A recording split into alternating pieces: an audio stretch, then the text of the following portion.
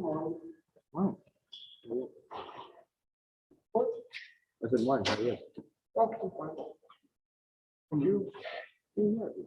I guess it's expected. Yeah.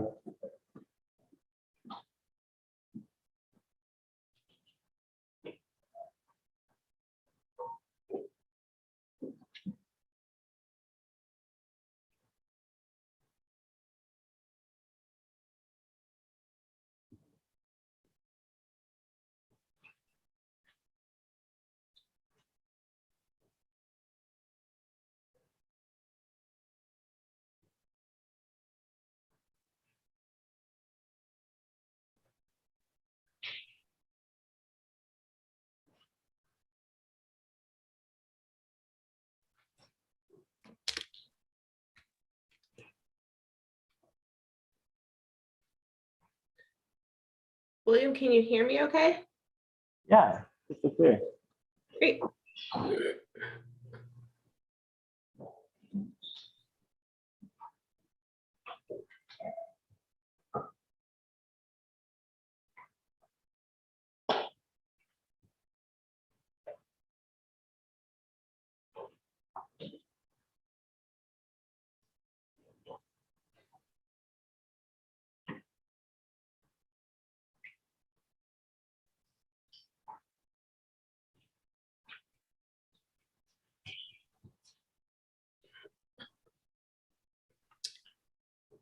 All right, so it's 10 o'clock, so why don't we get rolling? So good morning, everybody. I hope you're having a nice morning.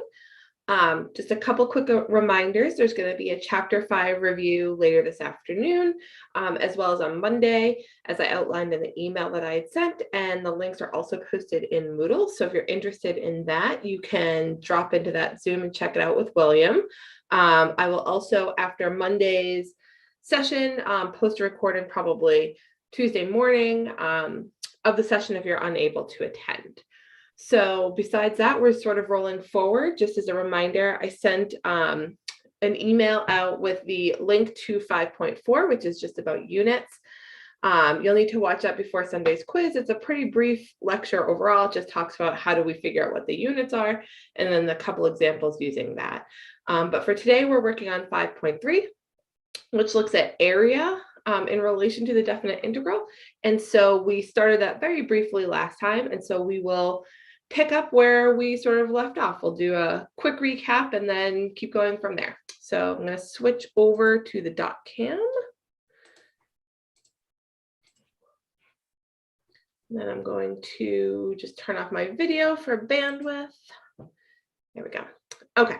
So last time, as we started talking about this, we started talking about this idea of area being negative and what that means. And we said that typically when we talk about area, since area talks about how much space we take up, we always count it as positive. But now that we're in calculus, we have this sort of situation where it makes sense for us to start thinking about area as negative. And the way we sort of address when we do and when we don't is when we are trying to find the area under a curve where that curve is a rate, which is telling us something about the original function. So we started discussing why we could have negative area. We kind of looked at that. We did an example with negative area, and then we sort of stopped there. So just as sort of a recap here, we have this picture, right? And we have this graph of f of x below, and we want to look and figure out which of these areas, so we have A1, A2, A3, and A4, which ones are going to yield positive areas when calculated with a definite integral, and which one will yield negative areas, right? So give a quick look, try to sort of come up with a guess in your mind. And sort of the recap from last time is whenever the area is above the x-axis, it's going to be counted as positive. So A2 and A4 both represent areas that are above the x-axis. And then anything below the x-axis, we know that if we take a definite integral, it's going to be counted as negative area. Okay, so visually, if we're examining sort of a function and we're talking about area under the curve in the context of calculus, what we're looking for visually is what is above the x-axis and what is below. So again, if the area is positive, we know that the original function is increasing by this amount of area. That's the total change in the positive direction of the original function. And if it's negative, it's decreasing by that amount of area. So one thing we have to be really careful about is looking for the context clues that we are actually doing something that talks about total change of the original function and not just area as a basic concept, because sometimes we also use integrals to talk just about area.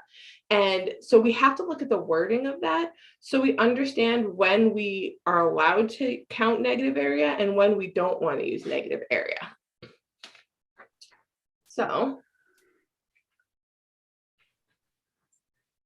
we're going to look at an example where we have some area that's negative and some that is positive, and how we might handle that in terms of thinking about area and whether or not it's being used in the context that we've been talking about, which is to talk about the original function, or in the context of just area.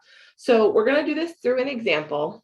And the example 1 says, find the total area between the function 4 minus x squared and the x-axis for the interval 0 is less than or equal to x is less than or equal to 5. And so this is sort of a complicated question, because if you read it just sort of at the surface value, there's nothing on this particular problem that leads us to believe that we are using a derivative to talk about total change of the original function. So that means that we are actually looking for area in its sort of natural definition, which is how much space do we take up? So the question is, how do we use integrals to figure out this area? So I've sort of drawn this. I'm going to show you the picture of what the graph looks like. Oops.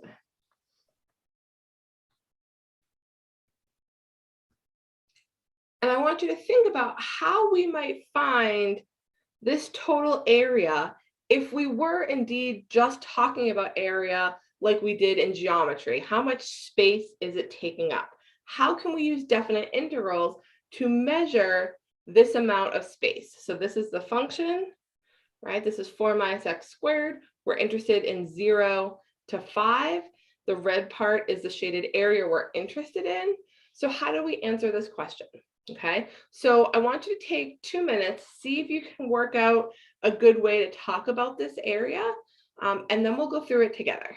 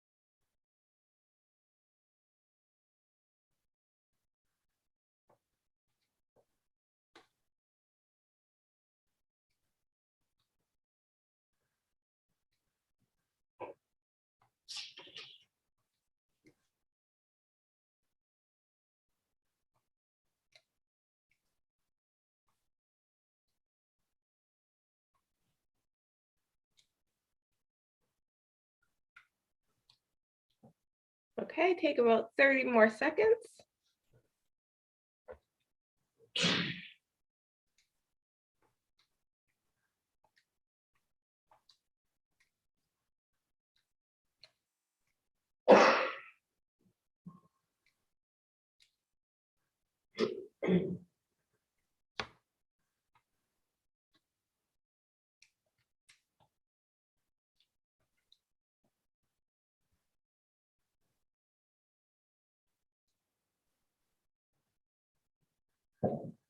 All right. So there's a couple typical ways that people approach this, and I want to talk about the different answers that you may have gotten, how they interact, and how we actually want to solve and answer this particular problem versus other similar and related problems. So one thing that often happens is students will set up an integral from 0 to 5 of the function 4 minus x squared dx. And if you plug that in, you get negative 21.66.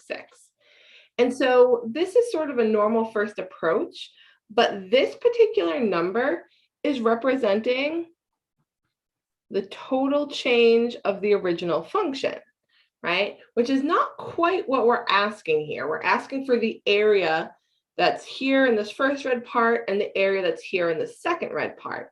When you do this computation, what is happening in the background is this top area is counted as positive, this bottom area is counted as negative, and then they are added together to get the total change, right? And so that is not the same as this area plus this area. So how do we think about these as sort of separate things? So what we can do is we can split this up into two integrals. The integral where the area is positive and the integral where it's negative, and look at what that kind of tells us overall. So if we were to split it up, right, let's call this area 1. We would set up this first integral as the integral from 0 to 2, that's where it's positive, of 4 minus x squared dx. Okay, and if you put that in your calculator, you get a positive number as expected, and you get 5.3 repeating, so 5.33333. And then if we were to calculate this second integral, the part where it's just negative, we would have the integral from 2 to 5 of 4 minus x squared. And since we're below the x-axis, we're expecting our calculator to give us a negative number. And we get negative 27, okay? So what happened in this upper integral is that these two areas were just added together as is, right? So this was counted as negative, this was positive, they were put together, and we get negative 21.66, which is the total change. But we're looking for the actual area. And so remember, when we're just talking about area, and we're talking about how much space is taken up, we want to count all of that as positive. So we would actually do 5.3 repeating plus the absolute value of negative 27 to get the actual area in terms of how much space it takes up, because we know that this takes up 27 units of space. They just happen to be underneath the x-axis. So by reframing that and separating it, we can now take that negative area and say, well, how much area is it actually if we're talking about space? So we take the absolute value, right, and we get 32.3 repeating, okay? So this is sort of a trick question, almost, because we spend all this time saying, well, we can have negative area because we're talking about total change, but in this particular question, the way it's worded, we are literally just looking for area. There's nothing in this question that's talking about total change. There's nothing in this question that indicates that our function is a rate or a derivative. And so we have to use our definite integrals to then go back and talk about area in the way that we had learned it before. Okay, so I want to do that type of example so that if you see something like that, you don't get tripped up. We want to get really good at identifying the wording and how things are phrased so we know how to approach them. Okay, so now let's look at an example where we are looking at a rate of change and we want to use that to talk about the original function. Okay, so the figure below is f prime of t. So this is a derivative. We're told that it's a rate, and it shows the rate of change of the value of an investment over a 5-month period, right? So we're talking about money and how much that investment is worth over this 5 months. Okay, so this is the rate, this is the time, right? You can see month 1, 2, 3, 4, 5. And so we are going to use this particular information to try to talk about the original function, which is the value, right? This is the rate of change of the value. We want to talk about the value. So the questions are, during which months is the investment gaining value? So you need to think about when it's going to be positive in the original function. In which month is it losing value? During which month is the investment at a minimum? So when does it have the least amount of money? And then during the 5-month period, does this investment make or lose money? Okay, so I want you to take 2 minutes, look at the picture, see if you can answer these questions based on the information we have here, and then we will go through it together.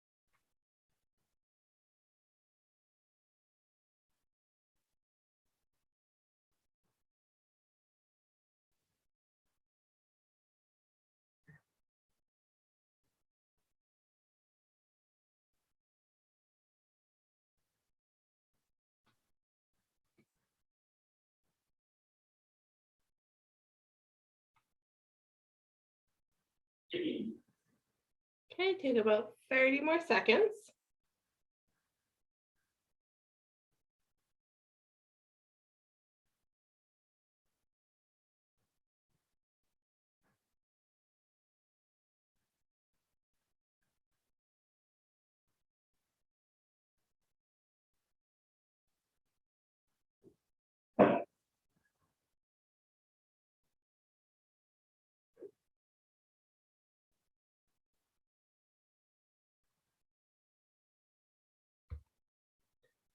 All right. So part A, during which months is the investment gaining value? So that means we want the original function to be increasing.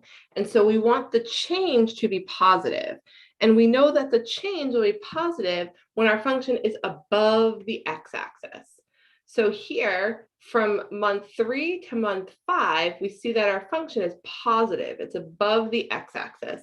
So from time 3 to time equals 5, our investment is gaining value, right? Because we're gaining this positive area under the curve. During which months is the investment losing value? So similarly, we're going to be losing value whenever we have area under the curve. So below the x-axis here, we know that this is negative, and therefore the original function will be decreasing. So from time equals 0 to time equals 3, and those are in months, that's when we're going to be losing value because we have this negative area, so our original function is declining. When is the function at a minimum? Well, as you can imagine, if we're decreasing and then increasing, we know that that creates a minimum. So we know we have a critical point at month equals 3 because our derivative equals 0. And since our derivative changes from negative to positive, we know that that critical point is a minimum. So at time equals 3 is the minimum of this function, and that's where the investment will be at its lowest. Part D, during this 5-month period, does this investment make or lose money?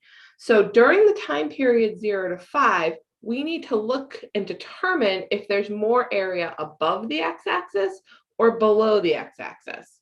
If it's the same, then we end up neutral. If there's more area above, we make money. If there's more area below, we lose money. So here we can see that the area below is significantly bigger than the area we see above. So unfortunately for this investor, during this time, this investment is going to lose money, okay? And again, that's because there's more area under the curve than over.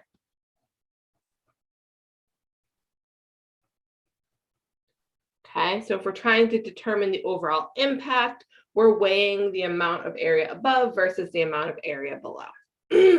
So that's how we might see sort of a common problem where we're evaluating area in relation to the rate of change. Okay, let's look at another problem that's a little more, how do I want to say this? It's a little more algebraic in how we're going to approach it. I just rewrote the function on the next page because I didn't have the space. So consider the function x cubed minus 7x squared plus 11x.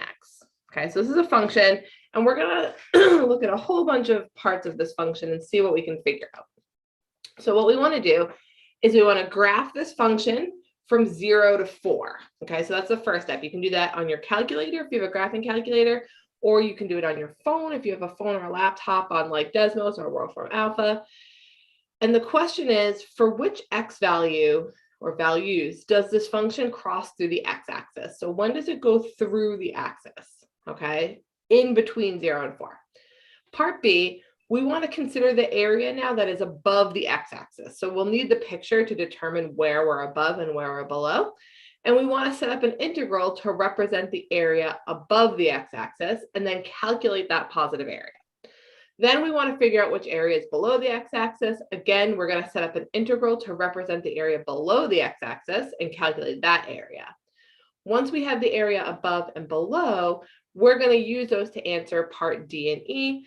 D says use your answers to find the total area bounded by the function and the x-axis. So this is similar to the first problem we did where we're just looking for area. We're not concerned about derivatives or rates of change or total change. We want to know how much space we're taking up. But part D says if f of x has a derivative of little f, which is what we're looking at here, use your answers from B and C to find the total change of f of x from 0 to 4. So now we're looking at the total change, which means we're not just looking at area, we're considering both when it's positive and negative and trying to find the net sum. Okay, so there's sort of a lot of steps here that are related and overlap here, but I want you to try this out. I think this will give us a really good visual of the differences between the questions and how we calculate these integrals. So I'm going to give you about 4 minutes to try to work this out. If the TAs are there, they can walk around. If you have questions, they can help you, but try it out and see which of these parts you can figure out, and then we'll go through it together.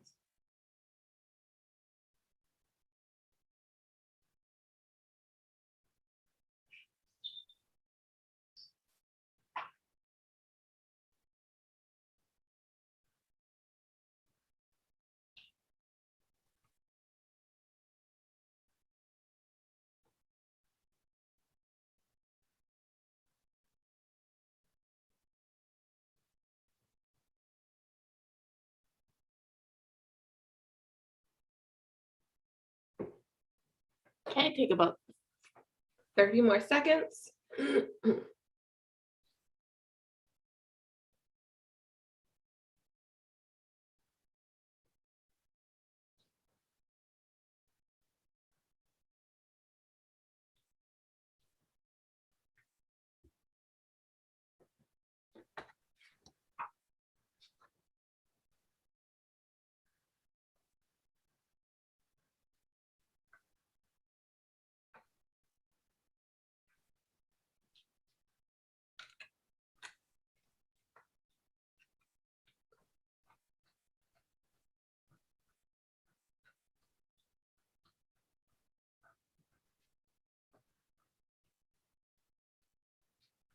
All right, so let's start with a picture. So on your graphing calculator, you can set the window to be 0 to 4, and you get something that looks roughly like this, where we start at 0, 0, we come up, we go down, we get to 4. If you either trace the function or you calculate where the 0 is, we can see it's going to cross through at approximately 2.382.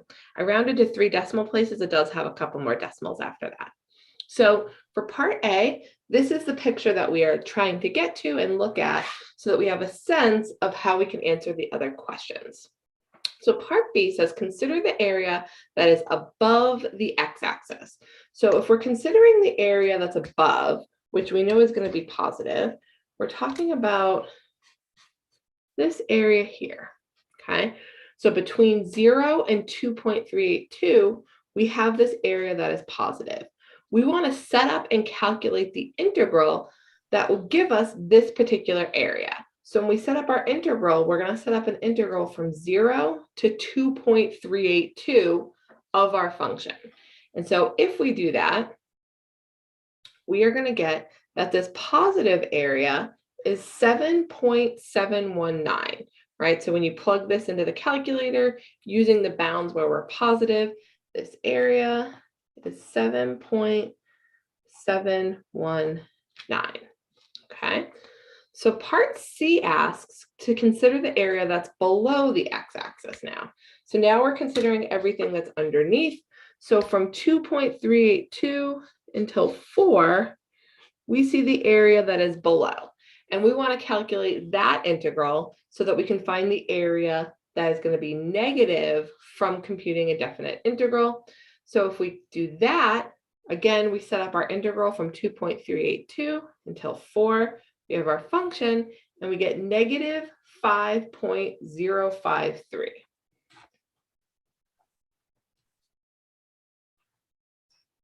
Okay, now how we use these numbers depends on the question that's being asked. So part D says, use your answers from part B and C to find the total area bounded by the function. So that means we're looking at how much space we take up with these two different areas. Okay, there's nothing in part D that indicates that this was a derivative or we're looking for total change. So that means we need to take this area of 7.719 and add it to the absolute value of this area. That will give us the total amount of space we take up. So if we do that calculation, we get 7.719 plus the absolute value of 5.053, and the area that's bounded is 12.772. Now that's different than the next question that says if big F of x has the derivative of little f. So now we're defining this function as the derivative. We want to use our answers from part B and C, so these two areas, to find the total change of f of x from 0 to 4. So we want to use these areas to talk about how much the original function changes. So that is when we add these areas as is. So 7.719 plus negative 5.053, and our total change is 2.67. Now, why does that make sense for total change? Because our function increased by 7.7, but then decreased by 5.03. So the total change, if you increase and then decrease, is how much you change from the start to the end. So if you increase and then decrease, if you come back down, you don't have much of a change. Okay, so that's the 2.67. So this is supposed to give you sort of an example of some of the wording you may see and sort of a visual idea of the impact of how these areas work. Now, how do we put this in context when thinking about these things in terms of what the area represents, like we did in the problem before, where we were talking about an investment, but now thinking about growing and shrinking and all the things we've been talking about. Okay, so let's look at the next example. So suppose a person is 50 miles away from their home and is driving in their car in a straight line. Okay, the velocity of this person driving is given in this graph below. So we can see that the x-axis is sort of in the middle, it's not at the bottom, and that if we are going in the positive direction, we're moving away from their house, and if we're in the negative direction, we're moving back towards their house, and then time is in the hours that they're driving. Okay, so we want to figure out here, when is this person the farthest from their home, and approximately how far away are they? When is this person closest to their home, and approximately how far away are they? And approximately how far did they travel over this 5-hour period? Explain their end position in relation to their home. So this is the type of work where we have to really separate out what these different areas mean, what they tell us, how do we interpret them when they're positive, when they're negative. I do want to point out that we don't actually even have a function here. We have a picture. And so when we approximate the area, we sort of turn these little bumps into triangles to get a good guess at how much area we have above and below. So I'd like you to take about 3 minutes to try this out. And the way that I want you to really think about this is I want you to draw a picture. So draw a picture of the person's house, draw a picture of them 50 feet away or 50 miles away from the house, and then think about what this graph says that they're doing from that starting point, which is 50 miles away from their home. So you can do like a little stick figure car and a little stick figure house, but try to label what you think is happening in the picture to help you sort of explain and answer these questions. And again, you will have to approximate the area. It's not going to be perfect. And my recommendation is to sort of think of these as little triangles to come up with a pretty good approximation. Okay, so take about 3 minutes, see what you can come up with, see if you can figure out the answer to any of these questions, and then we will go through it together.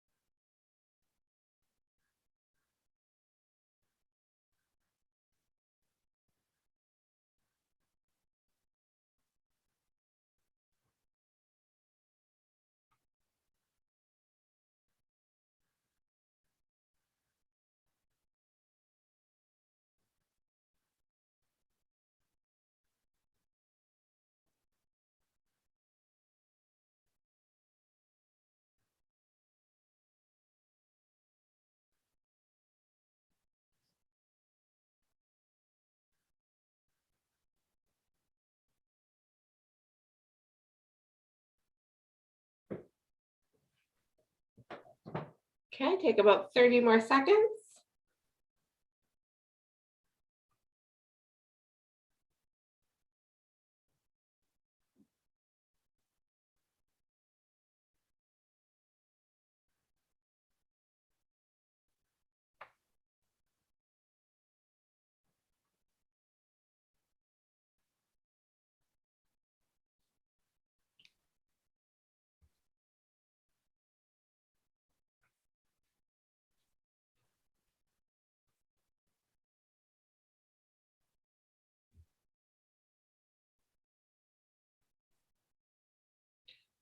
All right, so let me walk you through the diagram that I drew. See if yours is similar. Okay, so first we know that we start 50 miles away from our home. So I just drew a little car, my little house, and they're 50 miles apart. This is where I'm starting. Now, the first thing I notice in my velocity graph is that as I start moving at time equals 0, I have positive change, which means I'm moving away from my house for this amount of time. So that means I'm going in this direction, away from the house. But how far do I go? Well, I need to approximate this area under the curve. So the way I approximated it, I did 1/2 base times height. I sort of turned this into a little triangle. My base is 2 units long. My height was 30 miles per hour. The 2's are going to cancel. And I get a positive area of 30 miles, okay, over that 2 hours. So on my diagram for the first part, which is the area above, for that 2 hours, I went 30 miles. So what does that tell me? If I started 50 miles away from my home, and then I drove another 30 miles away from my home, I am now 80 miles away from home after that first 2 hours. But then something happens, right? So here you see now I must have turned around because now I'm going back toward my house after time equals 2.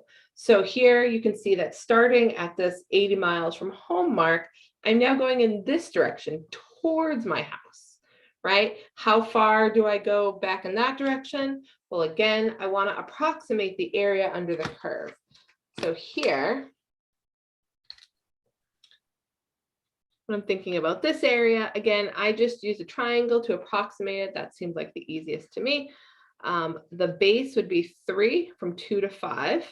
And then the height is -60, right? Which gives me -90. So that means I drive 90 miles in the other direction, right? So over this 3-hour period, I drive 90 miles, but I was only 80 miles from my house, which means that at some point I passed my house and then went an additional 10 miles. So now I'm 10 miles from my house in the other direction, because when I turned around, I went further than my house actually is. So this is what my picture looks like to help me sort of understand all the parts of what's going on. So the questions say, when is this person the farthest from the house and approximately how far away are they? So here I see in this direction, I made it to 80 miles from my home. In this direction, 10 miles. So 80 miles is the furthest point before I turned around. And that happened after 2 hours, right? Because I started 50 miles away. So at time equals 2 hours, I am the furthest from my home and I am 80 miles away. Part B, when is the person closest to their home and approximately how far away are they? Well, turns out I'm going to drive right past my house, so exactly 0 miles. So the closest I am to home is at my home. And so when I drive by, that's when I'm the closest. When I'm literally driving by my house, the distance is 0. I was curious when that happened. And so the way I thought about this is if it's three 30-mile chunks over 3 hours. So I divided up into 3 chunks where each one would be 1 hour and 30 miles. And so if I started 80 miles away, then after 2 hours, I had gone 60 miles back this way. And then I need to go another 20 miles out of 30. So 20 out of 30 means I was going to go 2/3 of the hour. And so that gives me a 0.66 hours. So 1 hour, 2 hour, 0.66 hours. So that's 2.66 hours from when I turned around. However, I'd already driven 2 miles, 2 hours. So I have to add that to the original 2 hours. Then I drove another 2.66 hours. So it happens roughly at time 4.66 hours. That wasn't part of the question, but I thought it was an interesting part of this whole thing. We wanted to know how far away they were, 0 miles, because we drive right by it. Part C, approximately how far did they travel over the 5-hour period? We want to use our picture to explain this. Well, the net change in position has to do with the starting and ending point, but that is different than how far I actually traveled. The amount that I actually traveled is I traveled 30 miles for the first 2 hours going in this direction, and then 90 miles going in this direction. So the total amount that I traveled was the 30 miles plus the 90 miles. So I drove 120 miles, right? So that's looking at area as all positive, because now we're giving it a meaning in space that's different than the net change. If I asked, where is the net change, or where is my position in relation to where I started, I would have 50 miles to my house and another 10 miles here. And so that net change would be -60, right? Because it's 60 in this direction.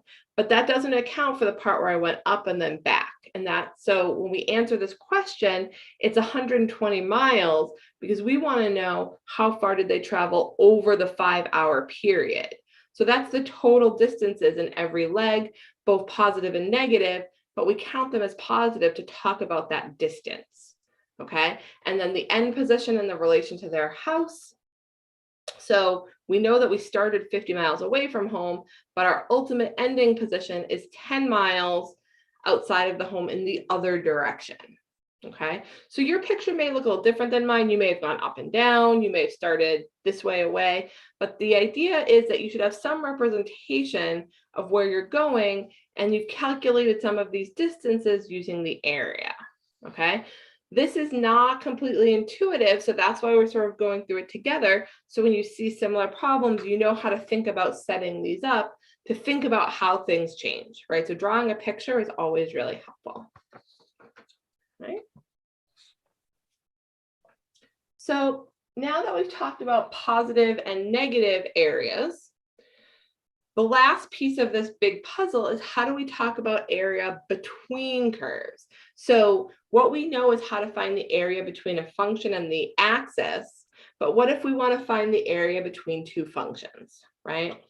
So I want you to consider that we want to find the area from, let's say, 1 to 3 between these curves, right? So the area we're looking for, 1 to 3. That's the area we want, okay? So we can use what we know about definite integrals in relation to the x-axis to figure out area between curves. So if I were to take the integral from 1 to 3 of the red function, so we'll call that one f of x, that's a 1. The area would be all the area below the red function, but above the x-axis, right? It would be that area right here. We'll call that A. Okay, so this is A. If we were to find the definite integral from 1 to 3 of the bottom function, we'll call that g of x. And we'll call that B. That would be all this area down here, right underneath here. Let me make that darker. So if we want the area between curves, right? So we can take the area A, so the red shaded area, and subtract off the black area, right? The area under the second function. So we take all that red area, we subtract off what's underneath the second function, and what's left is this area between the curves. Okay, so how do we set that up? So we would set this up. So we'll do it for this particular problem, and then in general, for this one, we would do the integral from 1 to 3 of the top curve, so f of x minus the bottom curve, g of x dx. So we would take all the area from the top curve, subtract off all the area from the bottom curve, and that would give us the area between curves. Okay, so that's for this particular problem. In general, we're going to have the integral from a to b, because sometimes we might be looking between different bounds. And we're going to write it the same way, f of x minus g of x dx. But we're going to write in some extra words. We're going to write in top minus bottom. Why is that important? Because I can define whichever function I want as f and whichever function I want as g. And the order doesn't matter in the context of how I define them, but it does matter in this integral, right? So whichever function is on top, that's the one that comes first, minus the one on the bottom. So it may be that you see a picture where g of x is on top and f of x is on the bottom, the way it's written. So you would do whichever one's on top minus whichever one's on bottom. Okay, so let's look at an example of this, and then we'll look at some other examples of ways that this can become tricky, so that we can make sure we can find area between curves. So, we're going to start with this example. Find the area between y equals x plus 5 and y equals 2x plus 1 from 0 to 2. So notice here, I didn't even call them f and g, so we still have to figure out which one's on top and which one's on bottom. So typically, the first thing you're going to want to do is to graph the functions, okay? And so if you graph them, they look roughly like this, where the black function is x plus 5, and the red function is 2x plus 1, okay? And we are interested in finding the area between 0 and 2. So 2 is here, 0 is here. This is the area we want, okay? So I'd like you to take 2 minutes, see if you can set up that integral based on what we just talked about. Use parentheses for your f of x and g of x, and plug it in and see if you can find that area on your calculator. And then in 2 minutes, we will go through it together.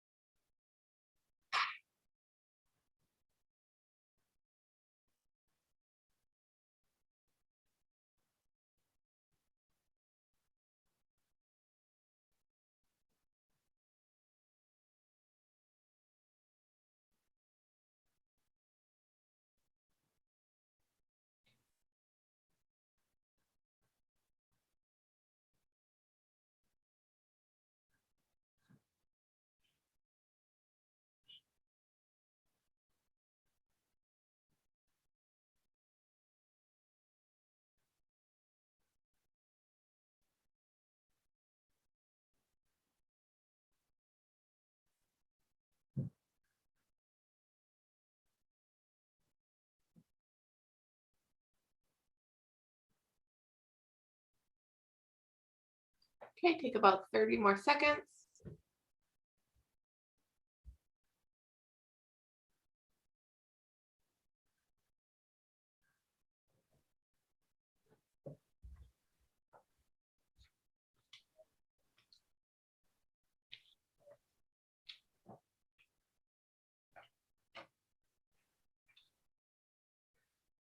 All right. So here we're interested in what's happening between 0 and 2. So those are going to be the bounds of our integral. And then we want to do top curve minus bottom curve. So our top curve here for the area that we're interested in is x plus 5 minus, and now our bottom curve is the 2x plus 1. Okay, now you can enter this into your calculator just like this, or you can simplify and combine like terms first. You should get the same answer either way. So when you plug this all in, you should get that this area between these two curves is 6. Okay, so that's sort of the typical easy example of area between curves, and easy just sort of in comparison to the other types, not necessarily easy in general. And so now we're going to look at some other ways that this area between curves might come up that is not as straightforward, I suppose, as this one. So here we want to find the area between the function 3x and the function x squared. So 3x is the line and x squared is the curve. Okay. And we want to find the area from -2 to +1. So if you look at this sort of axis and where -2 is here, and then +1 is going to be here. So the area that we're looking for between the curves looks like this. So that's a little bit different than the one we were looking at before. So we see that something interesting happens here where the curve that's on top changes. So I want you to think about how we might approach this and how we might go about figuring out what that area is going to be in total based on the earlier things we talked about today and what we know about definite integrals. So I'm going to give you about 2 minutes to see if you can figure it out, and then we will go through this one together.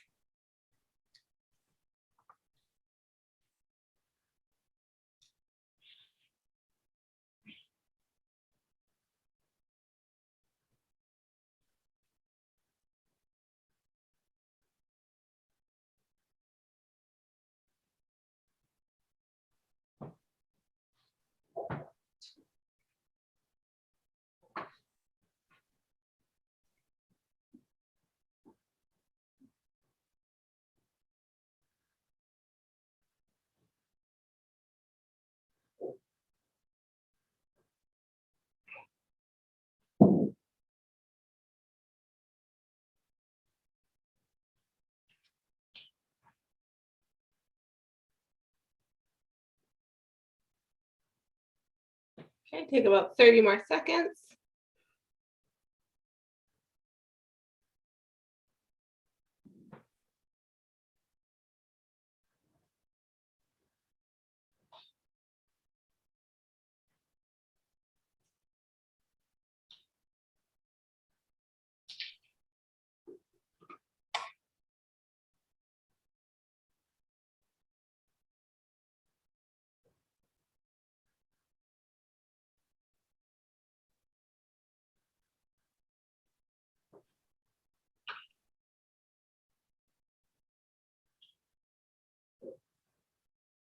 Okay, so let's look at this. So what's interesting here, like I pointed out, is that we change what's on top and what's on bottom right at x equals 0. This is where these intersect.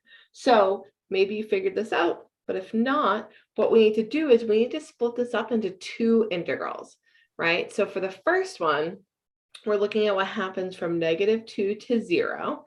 And now the top function is the red one. So x squared minus 3x dx, which is going to give us the area of this first part, so before here. So we can plug that into the calculator, and we are going to get 8.667 for this first area. And then we're going to do a second integral that goes from 0 to 1, which is going to represent the area after the switch. So again, we're still using the same two functions, but what has changed is the order in which we write them, because we're doing top function minus bottom function. So after 0, our top function becomes 3x minus x squared dx. We plug that in, we get 1.167 as the area from 0 to 1. And now, since we're looking for the total area between the curves, we're going to add those together. And that's going to give us a total area of 9.834. So whenever we're looking for area between curves, we do want to start with a picture so we know if anything changes. In the first example, the same curve was always on top, but in the second example, what's on top changes, and therefore we had to split up our integral to represent that. If we were looking for the area from, say, -2 to 10, we would need to do 3 integrals, the one over here, the one between, and the one after, because again, it switches again after about 3. Okay, so let's look at one more example of area between curves and how that shows up. So here, sometimes we'll ask the question to find the area naturally bounded between 3x and x squared. So we're considering the same function we just looked at, only now we're not given the bounds, right? Last time we said we want to know what's happening between -2 and +1. Here we have this idea of naturally bounded, okay? So what that means is we're looking for the area that has functions on all sides to create an area. So in this picture, that means that the area we are looking for is here, because everywhere else is infinite amounts of area if you go on forever and ever. So this is the area that's naturally bounded. And we have to figure out how to calculate that.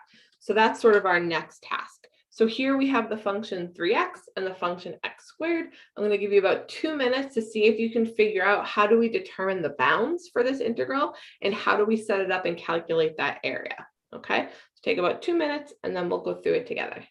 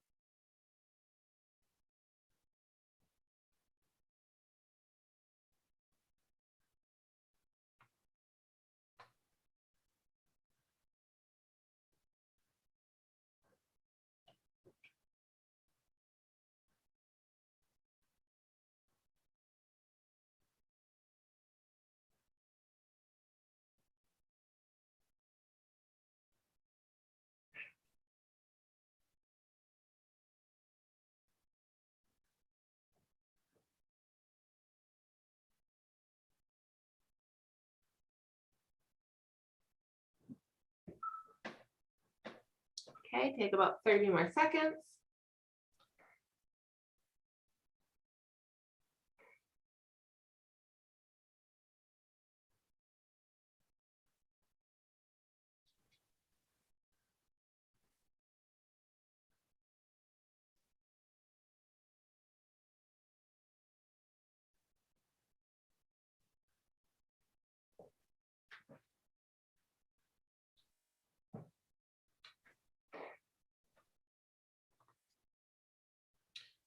All right.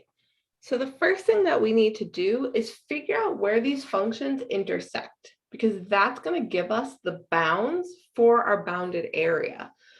There's a couple ways you can do this algebraically. I'll tell you the way that I did it. I started with x squared equals 3x. I subtracted the 3x over, so x squared minus 3x equals 0. I factor out an x. I have x and x minus 3 equals 0. So x equals 0 and x equals 3 are the 2 points where we intersect. Now there's several ways you can do this algebraically. So if you did it differently but got the same intersection points, then you should be good to go. So again, we're looking for the x values or the independent values to figure out our bounds. Our bounds are always structured by the independent values. So we have the integral from 0 to 3. And then we need to do top function minus bottom function. The top function is the linear function. So you have 3x minus x squared dx. That is the integral that represents this bounded area. So if you plug that into your calculator, you get an area of 4.5. So the main takeaway here is if you see the words naturally bounded or something else to indicate that, the first step is going to be to find these intersection points to give you the bounds for when you set up your integral, which again will be top curve minus bottom curve. Okay, so our next example is an example of why we might want to look between two curves, what that might look like, and sort of the context of what might drive this. So suppose that the rate of oil production for a country can be modeled by Q of T equals -4T squared plus 35T plus 500 million barrels per year. So that's how much oil they produce.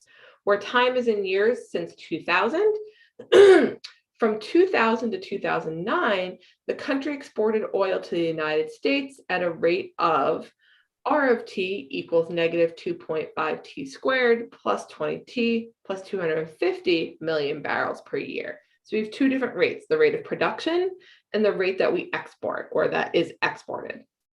For part A, we want to graph both the oil production and oil exportation on the same graph. So we want these two functions on the same graph.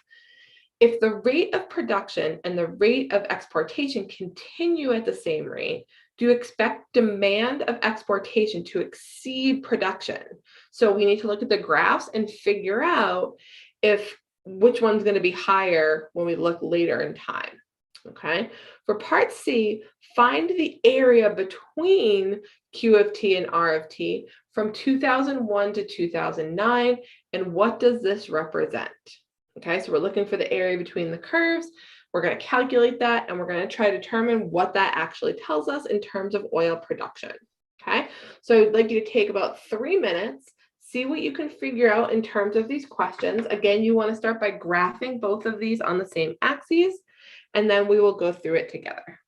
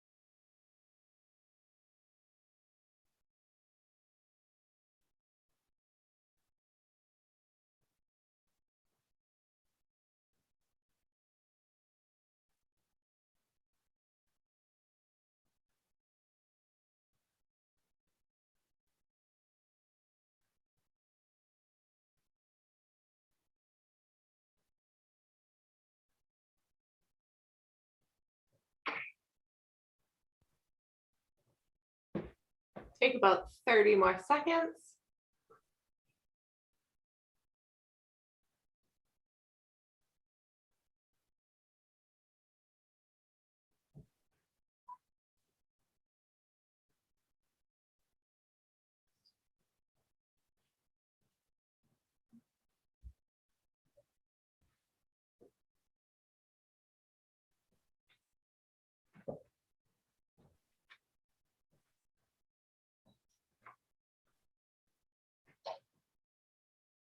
Okay, so I tried to regraph from my calculator what it looked like. So you'll see when you graph Q of T and R of T that Q of T is higher, that production is higher than export. And I drew the whole graph, but I want to remind you that in the context of what we're talking about, time is in years since the year 2000 when we started measuring. So this part of the graph doesn't really tell us anything over here, right? So we want to start time equals 0 and talk about what we think is going to happen moving forward. So our graph looks like this. I tried to label everything so we could remember how to answer the question. So the first question is to graph it, which is there. But part B says, if the rate of production and the rate of exportation continue at the same rate, do you expect demand of exportation to exceed production? So will exportation exceed production? And the answer is yes, because right around here, we see that the exportation is now above production. So that means it exceeds it. So I just did a quick trace and I approximated it to be approximately T equals 18, which is 18 years after we started measuring. So roughly around the year 2018, we see that if this continues in this trend, that eventually that R of T will be above Q of T. So the answer is yes there.